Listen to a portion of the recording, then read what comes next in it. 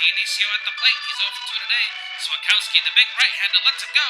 It's right down Broadway. Dionisio lets it fly, and it's raining now. It's time for Rain Delay Theater with Jeremy Dionisio and Jack Swakowski. Hello, everybody, and welcome to another episode of Rain Delay Theater, the show where two bums talk about other bums at baseball games. I'm Jeremy Dionisio. And I'm Jack Swakowski. This is episode number 298 of the podcast, and we are here to talk about the Netflix documentary, Who Killed the Expos, about the Montreal Expos. Came out a couple weeks ago, I think, on Netflix, and Jack and I have reconvened here to talk about it, and just go over all the info and details included there. I guess, Jack, before we get into that, news of Sox Fest kind of came out maybe last week or something like that, Jack. So I was like taking a look at Sox Fest, and it happened last year, kind of came back for the first time in a while. We didn't go to it for whatever reason, but I was looking at it this year, and it's kind of comes up right after Cubs convention, like 2 weeks after that.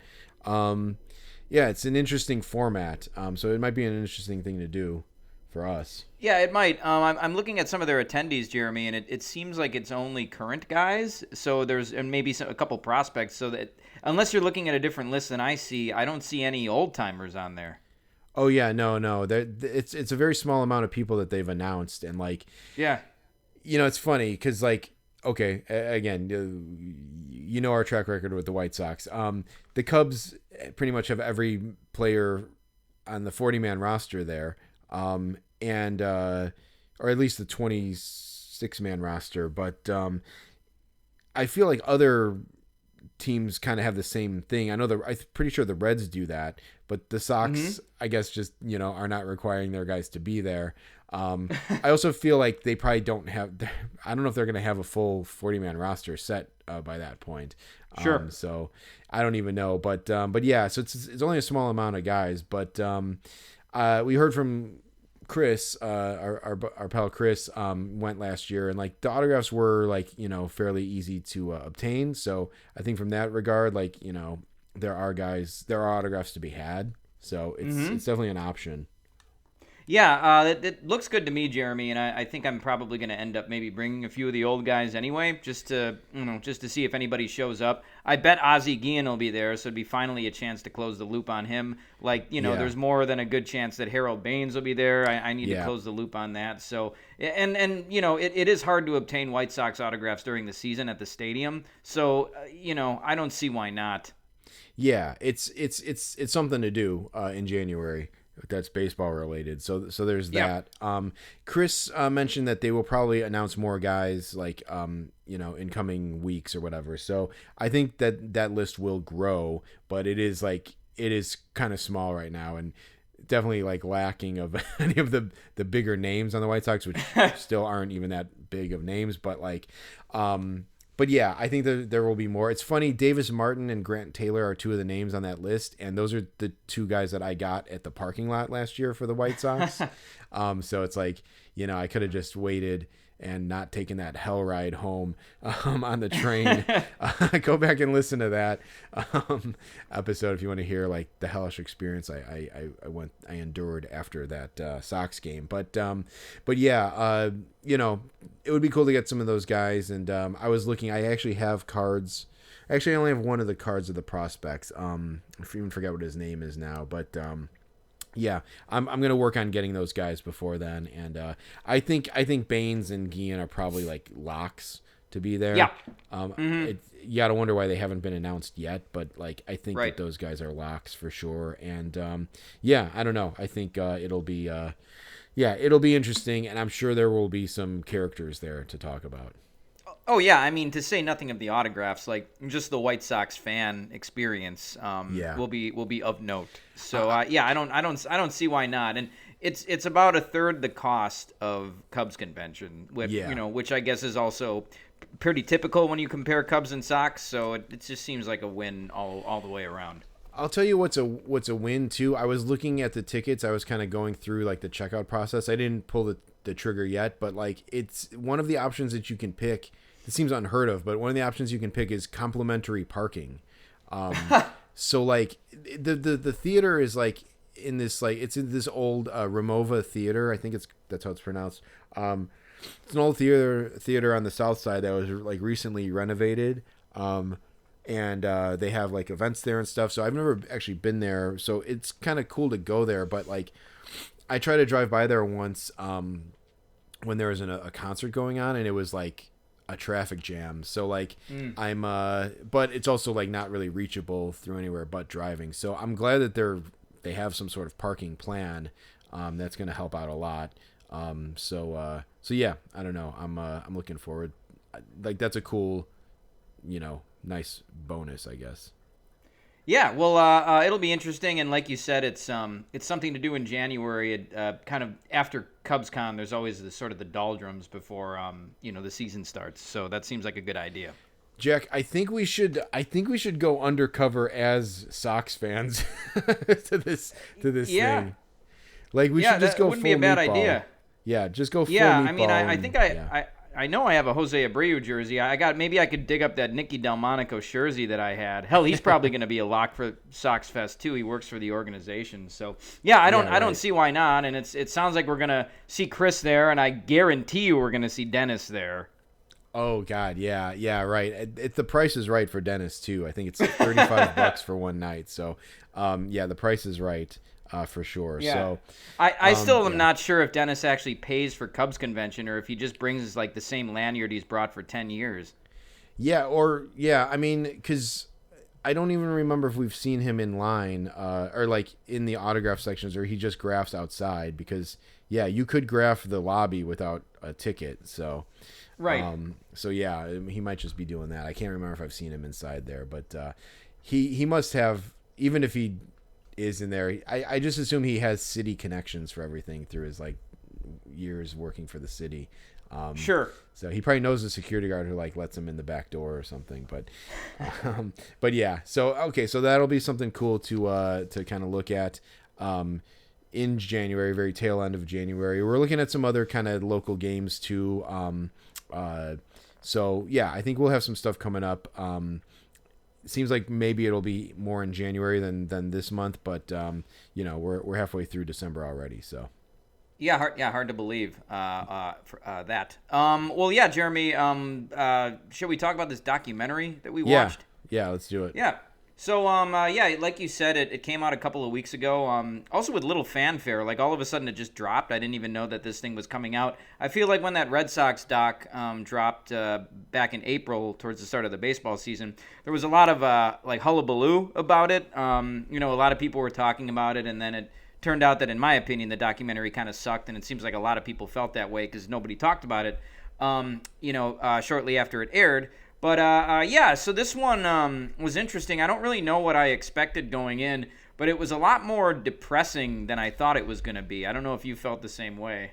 Yeah, I agree. It was, it's, well, you know how it's going to end, but it was just, it was a bummer just to kind of hear everything that happened that led up to it. And, like, it's all... Just one observation about it, it's like it's all business. It's like there's very little baseball that's actually talked about in this thing, which is not a bad thing, but like it just sucks that like it was pretty much all business that led to the demise and not as much like the performance of the team on the field. Yeah, 100%. I think I made a couple notes in here that, like, I was hoping to hear more about the history of the team itself, just in terms of the guys who played on it. I guess I didn't really know what I was in for. It was very informative and very comprehensive as to why the Expos don't exist anymore. But I was like, oh, maybe they'll talk like about a lot about the actual team or the players, or like maybe they'll have a lot about Olympic Stadium, because I would have been interested in hearing more about like why Olympic Stadium was turned into such a shithole, and like, the whole, the first stadium that they played in, and why they ended up building Olympic, Stadium and all that stuff. And there wasn't much of that. You're right, it did focus on the business side, but I do feel like I now have a very good understanding of why they moved. Yeah, definitely. There's so much that goes into it, and like even before Jeffrey Loria gets involved, there's so much that stuff I did not know about. So yeah, there was definitely some like informative stuff there. Yeah, it's just a bummer. I think I can't be sure about this, Jack, but I think like the ESPN 30 for 30 about like the and the band played on or whatever it's called. Like I don't know if that's what it's called. I think that was a different thing. But the one about the Baltimore Colts when they left, it was reminding. Have you seen that one? That 30 for 30? I have not, but now I'm interested because I didn't even know they made one on that topic. Yeah. It's like it's weird. It's about like the band that played. It's kind of foggy for me, but it was equally like as depressing and like melancholy, like about these fans who just like had their team like removed from them. Yeah, it is. It's just a bummer, like especially the very end, like and we're jumping ahead maybe a little bit, but like just seeing like the people's reactions to like the final game, it's just like, and then you see about all the fucking ghouls that contributed to it from a business end. So yeah, we can kind of go back to the beginning, I guess, if you have like early notes, I guess. But yeah, sure. And yeah, I do think there's something to be said to summarize it, but I guess we can do that at the end. Something that struck me right away about it, and I feel like this was a choice by the director or the filmmakers, was to have most of the talking head interviews be in French, which is naturally, I think, what is mostly spoken in Montreal. Yeah. When I went to Canada, which is about a year ago, I was in Northern Ontario, but I didn't spend much time in Toronto. We just stayed over at the airport one night, which is actually in it's not in Toronto. It's in a near suburb. But anyway, I was shocked at how much French was spoken in Canada, even in Ontario. Which to me like seems like it's not Montreal or Quebec or Quebec. I always butcher the pronunciation, but yeah, there's a lot more French spoken than you'd actually think in Canada. It's like everybody seems like they're bilingual, and this documentary was mostly in French. Yeah, for sure. So I was trying to watch this today, like amongst other things that I was doing, other work that I was trying to get done, and like I kind of, figured like it would be like an easy enough documentary to kind of squeeze in like on the train or like in between like meetings that I had today and stuff. And then like I was like, oh, this is not only is this like about business, but it's in French and I have to like kind of stay glued to the subtitles and everything. So yeah, so that it was a little more of a challenge to watch. Again, not a bad thing, but it was not your average sports documentary, I guess. No, it wasn't. So yeah, that was interesting, and I do feel like most of the guys who were talking heads did speak both languages. So I don't know if they wanted to give it more of a Canadian, like Montreal flavor by having people speak in French. But an interesting choice, nonetheless. There were some good talking heads as far as the players are concerned. They did have Felipe Alou, which was very cool. Jeremy, one thing I thought about Felipe Alou is like, he was like an icon when he was there. Like they just loved him in Montreal. I almost kind of wonder if he had been of age to manage around 2016. I know you told Joe Madden he was the only guy for the job, but like I do wonder if Felipe Alou would have been a good fit for that, like, that peak Cubs team as well. Oh man, that's a interesting question. Cause okay, so like, yeah, they talk about like how he like left and, he even says like and Felipe Alou comes across like super likable and super like, they don't, I feel like if it was a baseball documentary more, they would have delved into like his style and his like approach more. But he definitely comes across likable and knowledgeable. And there's a part where after he gets fired, he says like, yeah, they don't much look for old guys these days or whatever. But he did go on to manage the Giants after that, right? Am I correct? Or was that he managed before? After that? I think. Yeah, I'm not exactly sure which team. I meant to look it up, but yes, okay. I recall him when I was younger managing after that. Yeah, it was the Giants. Yeah. So, dude, he would have been 81 in 2016. So he's still alive, right? He is, yeah. But that would have been pretty old. But no, that'd be old. I mean, if I guess I meant if he had been like 15 years younger, like would I he have see been what a you're good? saying. Yeah, if like would Expos era Felipe Alou have been like a good manager for that Cubs team? Yeah. I don't know because they didn't say enough about his style, but he seems to have like the vibes for it. Yeah. He seems a good. He seemed like a chill guy basically, and like I guess like sneaky knowledgeable, or sneaky big. Yeah, and so exactly. So yeah, I don't know. I was wondering if like there would have been too much bad blood with the Moises Alou stuff, and oh my God, yeah, back. okay, I didn't make that connection. but I don't know. But if we're picking like alternate universes, maybe none of that happened in this one. Sure. So Right. yeah, but I always liked him, and I remember him pretty well as a Giants manager, and so like he would have been a cool guy for sure. Like I was already like looking to maybe, after I was watching the documentary, I searched eBay to see like if he had any autographs for sale and stuff. So I was thinking about picking one up actually. Yeah, for sure. A couple other guys they had Pedro Martinez. No surprise because he pitched for the Expos. But Jeremy, I think Pedro Martinez, obviously he's like in the studio during the playoffs and stuff. That dude loves being a talking head and stuff. I mean, he was in the Red Sox documentary earlier this year. It's like, Morgan Freeman went through a period where he would just accept any role. Like, I feel like Pedro Martinez would do, if there was like a Rain Delay Theater documentary, Pedro Martinez would be a talking head for us. Like, he likes it that much. Yeah, totally. It's kind of funny because you kind of felt like you were in good hands when he was on when he showed up in the documentary and stuff. Right. I appreciate like what he was saying about like baseball in Montreal and the Expos and everything else. There was one line where he did say like and this is like sports cliche at this point, where he was like, we didn't have the big names or whatever, but we had like the talent or something. They had 3 Hall of Famers on that team from my count. Yes. They had 3 Hall of Famers, but still, I appreciate his contributions to the. Yeah, and they had Cliff Floyd and Marquise Grissom and Rondell White. I think who we all named. So like, yeah, they had a great team. But yes, I agree with that one as well. But yeah, he did seem like he really loved playing there too. And then I loved that Larry Walker was also a talking head. Yeah. I feel like I haven't seen much of that guy, in the last 20 years, but he has a very straightforward way of speaking. I mean, he is Canadian, but like he just seems like a no BS kind of guy. Yeah, I would second that.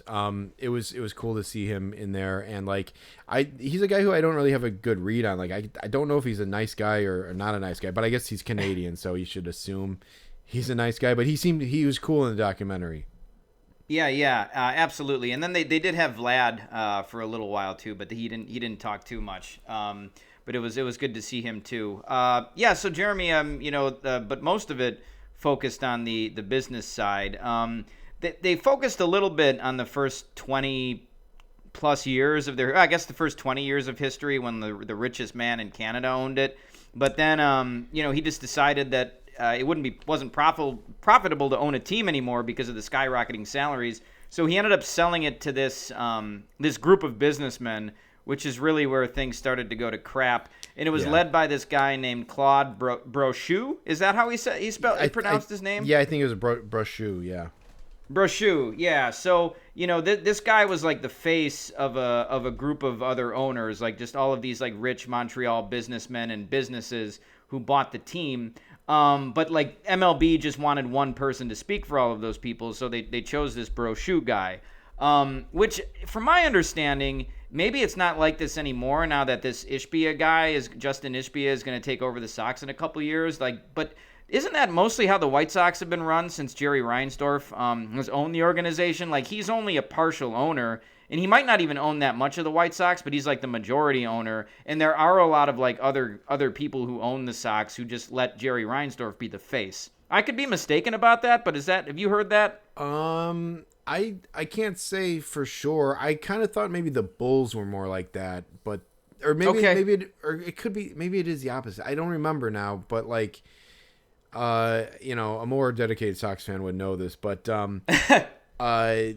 because one of them is his true passion. I can't remember if it's the Sox or the Bulls. You would think it's probably the Bulls based on sadly enough, experience. Jeremy, I think it is. I think it's the Sox, man. Yeah, okay. So then, yeah, maybe it's the Bulls that it's run more like a consortium. I don't know for sure about that, though. But Okay. it's, it is, it's a mess. It's a mess, whatever it is, I guess.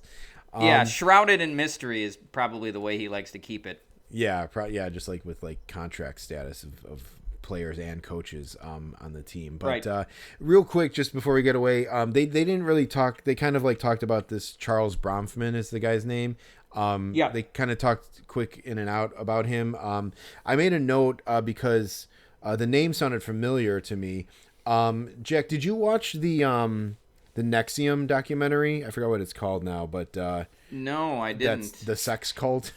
No. So one of the that's a whole crazy documentary series about the guy, the fucking little nerd that ran that cult. But he had all these like money people involved, and that's how he was able to run it. One of the women who was like one of the chief financiers of this cult was this woman Claire Bronfman, I think is her name. And I thought maybe it was his daughter, but it's actually his niece. So her dad is the brother of Charles Bronfman, who is the owner of the Expos. They own like Seagram's Liquor, so that's how they made like their money. Okay. But yeah, so like it's funny. Basically, like this guy, his niece was a financier of this like sex cult, and she's in jail now. Yeah, she's in jail, I believe. But yeah, it's just a little side. I wanted to bring that up, but then they didn't talk about him as much in the documentary, but he seemed like a really good guy. He did, and a good guy for the team. But they explained why he had to sell it, just because it was just him, and he couldn't afford to like take the financial hit of like the increasing financial outlook of the MLB and professional sports. So it's kind of sad. He was like a hands-on owner who kind of got like edged out by it becoming too big. Yeah, and he said to Brochu, he was like, I can absorb 2-3 million in losses, but I can't absorb 20 million, which is where he saw it heading. And that was kind of clairvoyant. Like that was how big salaries would get eventually. So yeah, they probably all saw it coming. Yeah, definitely kind of sad though that there was they were basically a mom and pop organization that it got forced out by these enormous salaries. But then they talk about by the way, after they by the way, this Bronfman guy's still alive. He's 94 years old. It's kind of crazy. Oh, they didn't interview him for the documentary. Maybe he's just too old or didn't want to be interviewed. But that's interesting. Yeah, that's just shocking. I had to just throw that out there. But yeah. So the consortium of these owners, Brochu. Yeah, so they kind of skips ahead a few years to when they get good in 94. And I guess I was too young to really comprehend like the strike, what was going on. I didn't really start following baseball till a year after that. But yeah, God, that would be so depressing now. Could you imagine that? Like such a cool season was happening. I mean, a couple guys, I know Ken Griffey Jr. and Matt Williams, I think were both on pace to break the home run record. Tony Gwynn was maybe going to hit 400. The Expos were the best team in baseball. Like it was shaping up to be an amazing last 2 months of the season, and then it just stopped. Like I'd be furious if that happened today. Yeah, it's horrible, and and everyone is saying we're heading towards another lockout. Next year, so it's sadly it's still an issue, and it was 5 years ago. I kind of forget that they lost games, or they didn't actually lose any games, but they started late. Whatever. It was like 5 years ago, 4 years ago. But I thought maybe they would talk more about the strike stuff. It's incredibly depressing, and we've talked about it. I guess just just to talk about just to dip into it real quick, and it'll become a thing here later. If you didn't already come to this conclusion, you would by the end of this documentary after learning about Jeffrey Loria and David Samson. But like, it's like they say it's billionaires fighting with millionaires, whatever. The owners are all ghouls, especially Jeffrey Loria, and it's like we're a pro player podcast, I think, and definitely pro over the player over the fan aspect, but like the owners are just like, you always just are like, these guys are terrible, and yes. And like you look at what happened with the Expos. The Expos was a special kind of as far as like their ownership goes. But yeah, like the strike. It's the podcast is Who Killed the Expos. So like they keep kind of saying like, was it these guys? Was it this? Was it that? The strike, obviously, like I think that's the narrative, is that if that season would have happened, the Expos maybe would have made a deep playoff run, maybe won the World Series. Obviously, things would be different. There maybe still would be baseball there today. So it's kind of crazy. And then like, yeah, they talk about how they come back from the strike and they traded 4, I think, of their top guys. Yeah, so that was something yeah. I'd never really considered, because again, like I wasn't really old enough to understand baseball transactions, and I had just started following at that point. But even now, I never really thought like, well, why the hell did they get rid of all those guys? Like that team was really good. But yeah, they non-tendered Larry Walker, they traded Marquise Grissom to the enemy, they got rid of the Braves, they got rid of Ken Hill and John Wetland. Like, they just let go of all these guys, and I mean, they didn't re-sign Pedro either. So it's just like, they just let all these guys walk because this Brochu guy was like, we got to cut salary now, like, because all these guys are going to be paid too much. Yeah, and so let's talk about that really quick, just with those guys. So like Brochu is like the face of this consortium, but it was made up of, did they say, was it like 20 different Canadian businessmen or something? Yeah, it was a lot, and one of the other guys was a talking head in this as well, but it seemed like it was a lot of chefs. Like they needed $100 million or something to save the team, and so it's like one business donated $1 million, or like put in $1 million, and one did $5 million and one did $2 million. So it seemed like it was just a whole bunch of one of the talking head guys described it as a shit show, and like that seems like kind of what it was. Who was that guy, Jack? I kind of glossed over who that was. He a sports writer? I kind of forgot who, but he was like probably like the voice of reason of the whole documentary. I think he was a sports writer. Yeah, we're talking about that guy with the gray hair and the glasses, right? Yeah, he kind of had that weird like shaved haircut, but like but he was cool. I liked him. But like so from my recollection, like they had to find all this money, so Brochu like volunteered to step up and lead this and get all the guys together. But then of course, like when things start falling apart, like the guys tried to like force him out. And he was part owner too. He like put money in and he was part of the ownership, but he was the face. But like, and it's, they talk about how he was portrayed as the villain, and like they show certain parts of him that are maybe not great, but like at the end of the day, he seemed like kind of like the guy who tried to make it happen the most. It just, he didn't really, they kind of say he wasn't really a baseball guy, and like it seemed like he had a lot of like impossible tasks to try to accomplish, and he did manage to put together this panel of ownership, so that was something. But yeah, it seemed kind of like he kind of got a raw deal at the end of the day. Yeah, he sure did, because he is the one who saved them and got this consortium together with all these guys to buy it from Bronfman. And like somebody had to do it, and they did say there were American guys bidding on it. I think you have to wonder if an American guy had won the bid, if he would have done what Jeffrey Loria did, 10 years down the road and just, did everything he can to move the team and then get it moved.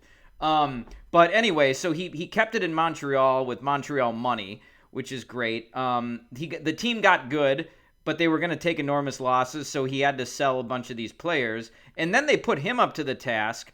The next step was trying to get a stadium so they could keep the team there. And he was the guy who was put up to the task of asking the Canadian government for money.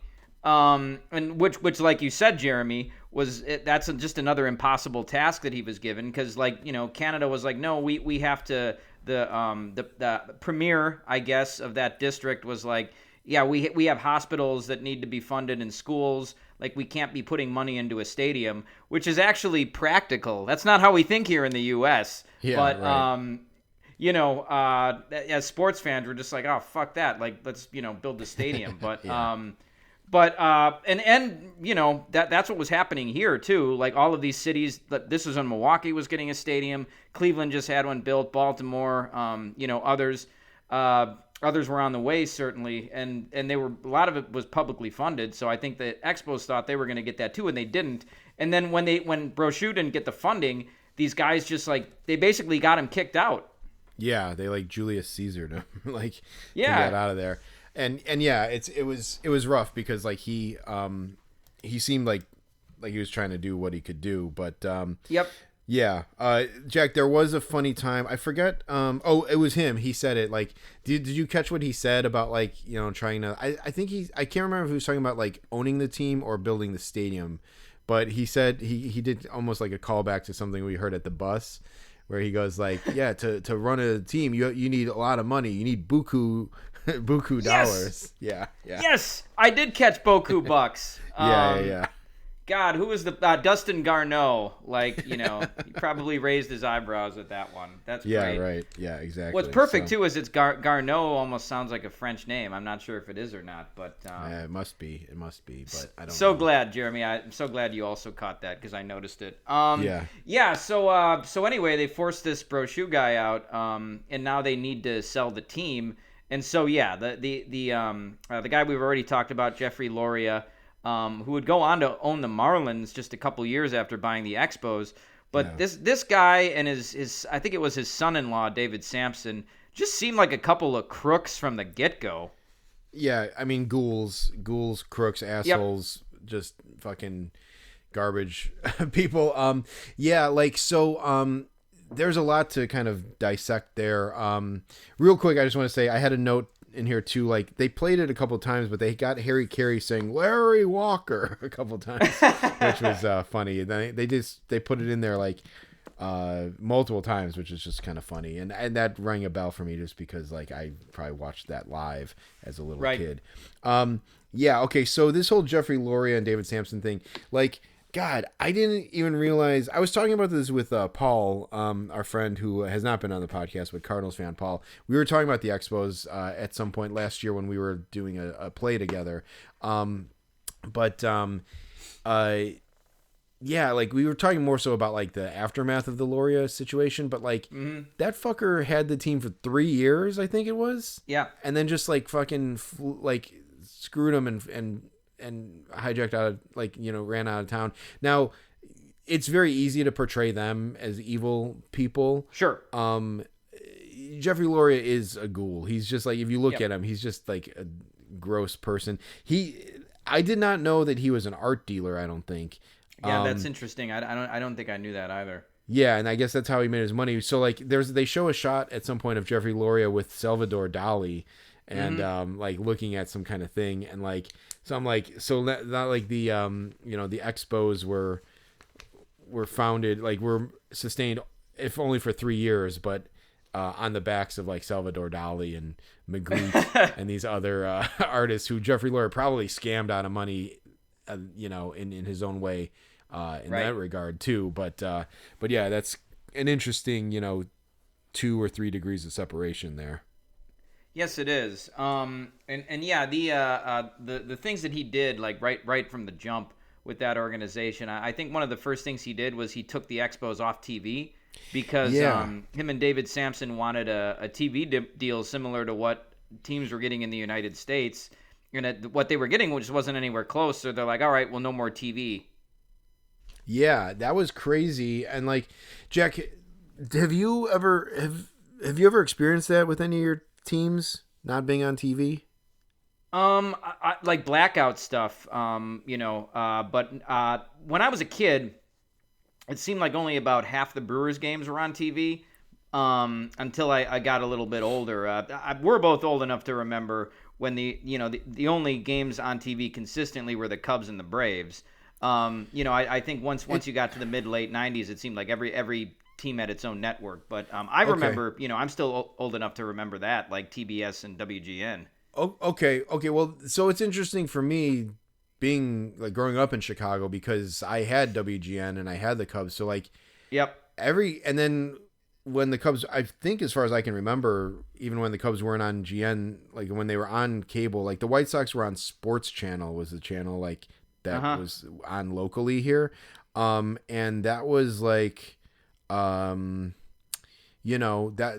we had the games. So like, I don't know. I didn't watch every game probably like, as invested as I am now, but like, I always had Cubs games, so I guess it was a different story for me. I was gonna say, when I was a kid, the Blackhawks were blacked out, in Chicago, so they were not on TV. That's bullshit. It was probably because they wanted to sell tickets, right? Yeah, it was the Wirtz family. The Wirtz family were just they were just crooks, just like everyone else. But they wouldn't do a TV deal, because they wanted people to come to the games. So they sucked, and then like. The old man, like, I don't even think he passed away. I think he just sold the team or not sold the team, but he just stepped down or something and things changed. But I remember being a kid and like just listening to the Blackhawks on the radio, and this is when they were good.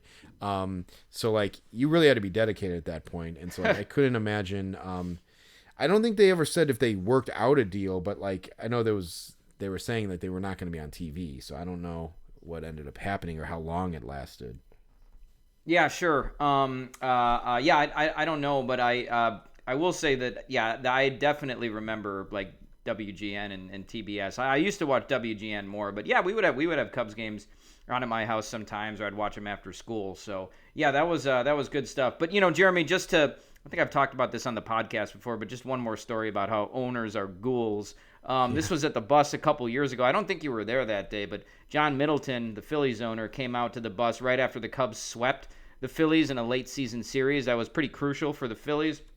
And there was all these Phillies fans out here, and Middleton comes out and he just goes, "Well, that was terrible," with a big smile on his face, and then he walks on the bus. And it's just like, that's what it is, man. When you're a billionaire, like nothing's that bad. Like, everything is probably fine ultimately if you're a billionaire. So that's just how these guys roll. Yeah, I don't think they wear the losses as much as the fans or the players do.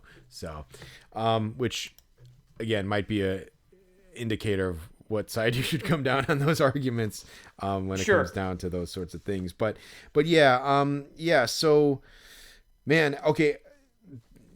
That's all bad. I can't believe that they only lasted 3 years there. I mean, I can believe it, but it's just disgusting. Maybe we should talk about David Samson real quick. So, like, David Samson, first of all, Jack, I don't know if you know this, but David Samson was on a season of Survivor. I did not know that. Hell, I was going to ask you about Jeff Kent being on Survivor, Jeremy, but I didn't know that David Samson was on Survivor. He was, and he was voted out on the first episode, which is awesome. Like I didn't really know.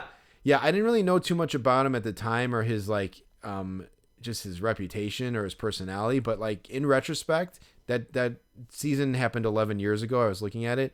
I'm so thrilled that he was the first one voted out because it's kind of an embarrassing, dubious feat to be the first one voted out. So they voted his ass out in the first episode, which is awesome.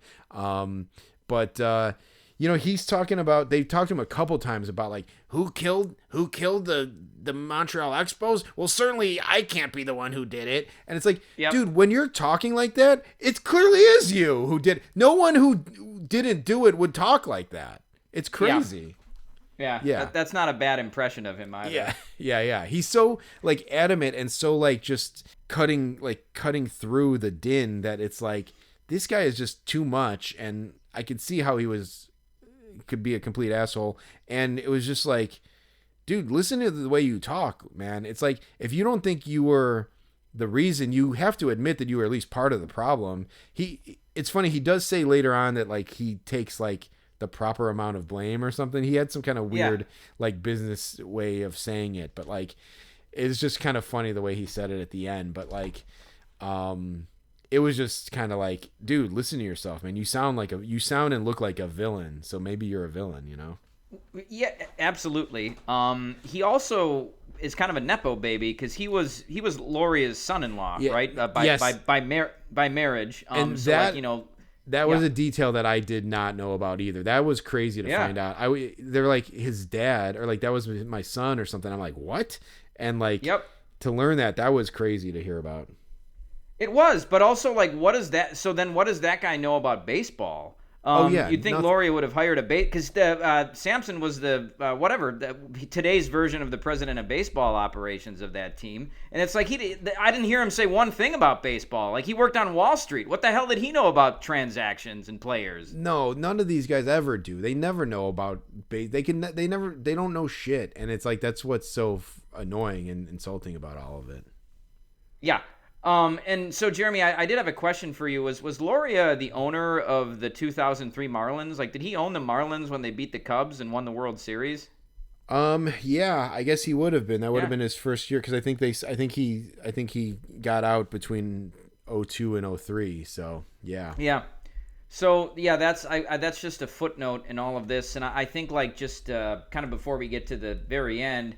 Might as well just talk about like the fact that the MLB owned the team and babysat them for 2 years, so they moved to Washington. That's another thing that I knew at the time that the MLB owned them because you would read it in the papers and stuff, but I don't think I comprehended how crazy it was and like how are like they making trades or transactions or like who is making these decisions?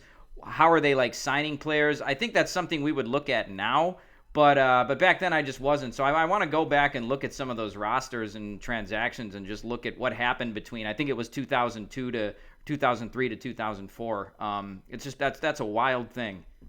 Yeah, absolutely. Yeah, I couldn't imagine like how you even approached that as a fan. Like, you know, like, yeah, especially now being in Hot Stove, like what would have happened? Like no one would, either you would like bid on guys you didn't want or something just to spend their money, or just like obviously you would not try to put a guy on a team that you're competing with, even if you're in the American League. So yeah, it just seems like a crazy conflict of interest. But what a mess.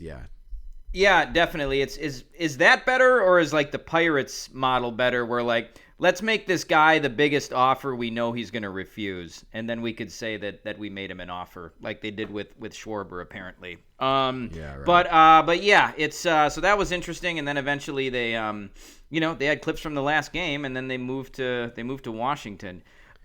Jeremy, one thing that really struck me though at the end was they showed clips from Expos Fest. And I was like, what? What is this? And they had Pedro signing autographs there, and Larry Walker was there, and Vlad was there. I was like, Jesus, man, if you're a grapher, like you've died and gone to heaven if you're at this thing. My God. Yeah, it might be worth the trip up there. Just to get all those guys. Yeah, I was aware of that, Jack, because at some point someone was like, I forgot who I was trying to get, but someone was like taking like mail orders for like former Expos, and they were like getting, it's like the thing said like Expos Fest private signing or something, and I thought I was like, is this a scam? Like what do you mean Expos Fest? Like do they get together in some old hockey rink in Montreal and like do an event? And then it's weird. It looked small. It looked like it was like one room of like a kind of like a small meeting room in a hotel, but like, yeah, it seemed like it's a thing that still happens. So I don't know. I mean, when there's teams who don't have the conventions and the Expos are still able to have one, like that's pretty significant. Yeah, maybe the White Sox, got wind of that like last year and were like, oh God, like we got to bring this back now. If even they're doing it. Yeah, right. I actually Googled it, and so I watched this on Saturday, December 13th, and I Googled it, and it was at night, and they said the website said tickets go on sale Saturday, December 13th at 10 a.m. And then I just looked to see if I could buy one. Like I clicked on the link or whatever, and it said sold out. So I was like, oh my God. I was, they're having it this year again. I forget when it is. It's in early 2026. But Randy Johnson is going to be there, Felipe Alou, and then one other old-timer. But so, I don't think Pedro's going this year. But, yeah, that would be pretty sick to go to that. That would be. I assume it's in Montreal then, yes? Yes, yeah.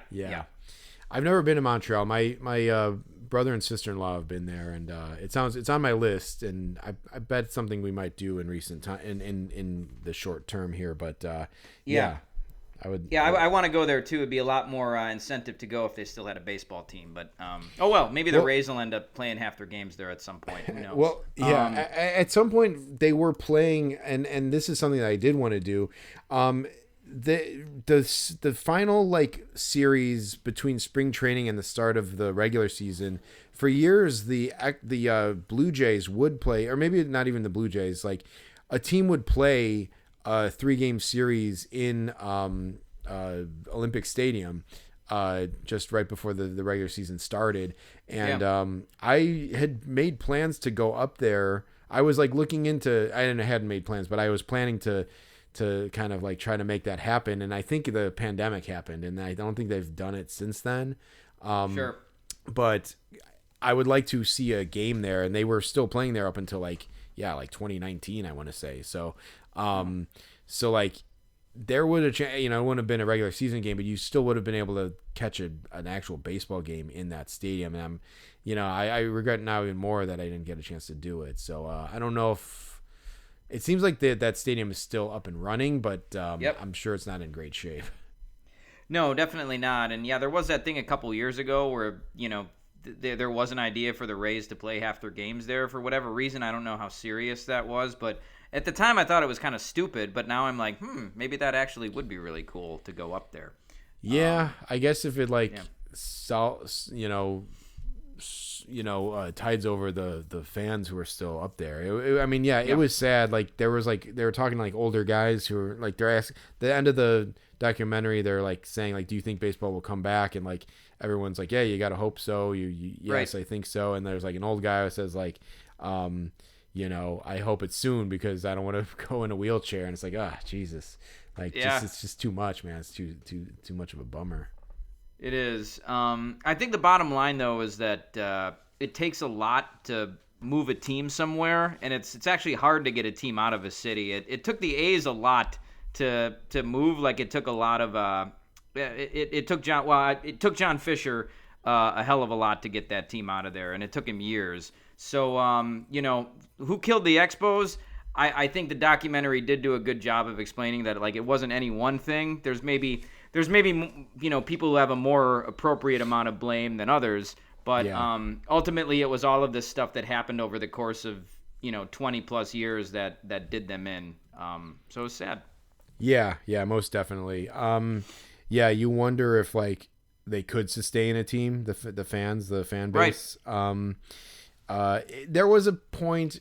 This is an unpopular opinion, but there was a fan. There was just an Expos fan who was in the documentary, and he had led this march down to the stadium site where they were supposed to they were going to try to build a new stadium. If you remember that footage, Jack, and he's I saw the people marching down the street, and they showed it, and it's it wasn't that many people. No, man. And he's 10,000 people showed up throughout the day. And it's that's not that many. How many people were at the Cubs rally downtown after they won the World Series? It was over 1 million people, I think. Yeah. Yep. Yeah, 10,000 ain't, that, hell, I usually don't say good things about the White Sox, but they draw more people than that on a Monday night than, came to that Expos rally. So, yeah. It was just a symbolic thing, I guess, but, it didn't look that impressive when they showed, the footage of it, and I was and I guess if we're being all things equal, that is part of it, just maybe not enough of a fan base. They had a very dedicated, very passionate fan base, but maybe it wasn't big enough. So it's tough. It's tough to admit that's part of it. Gets glossed over in the documentary. Yes. Is that they're they never mentioned what the attendance was. They also probably were not drawing. If they were drawing 35,000, 40,000 fans a game, they would have been able to afford these players. Yeah, I think. Yeah, I know. And like they do show plenty of footage of the stadium being empty, and like you kind of are like, well, did they stop coming because of all the turmoil from the business side of things, Right. or were they just not drawing? And like, yeah, it is. I guess it's a nice story. I guess it doesn't hurt to poke holes in it or try to poke holes in it, and I think that is one hole that like I don't even really want to kind of go there because like I support the Expos and I support baseball being back in Montreal, but like from as ghoulish and horrible as the business guys are, and like by the way, the whole like consortium of owners, they were all a bunch of dingbats. They were all a bunch of dummies, and they show them at one point standing there at the press conference, and they all look like dope standing there, like who's gonna speak, whatever. Like they look like a bunch of dodos, but there is that part of it too, which is like. From the business side of things, if you're going to talk about it, the attendance certainly is one thing, I guess, that even if you're the most even-handed person, you kind of have to look at a little bit. Yeah, for sure. Jeremy, you said dingbat, and I thought of Mark Grace. I know. Mark Grace almost got canceled for that, so I... I think that was maybe during the pandemic, too, or right after it. Yeah, so maybe I'll go back and bleep that, I guess. But yeah, no, it's fine. We'll leave it in. Well, that's probably a good place, as good a place to stop as any. But we'll be back with some more content, later this month. We've got Christmas coming up, too. So it might be hard to get around to recording that week, but we should have something for you before the new year begins. Yeah, I think we'll drop one next week for Christmas. We will. We did talk about that, so we'll drop one before Christmas. But yeah, like we've been kind of on a every other week sort of thing. So we'll try to make it work, but we got some stuff coming up in January for sure, and we're just ticking down the days. Yeah, all right. Well, for Rain Delay Theater, I'm Jack Sikowski. And I'm Jeremy Dinicio. We'll see you next time. Later.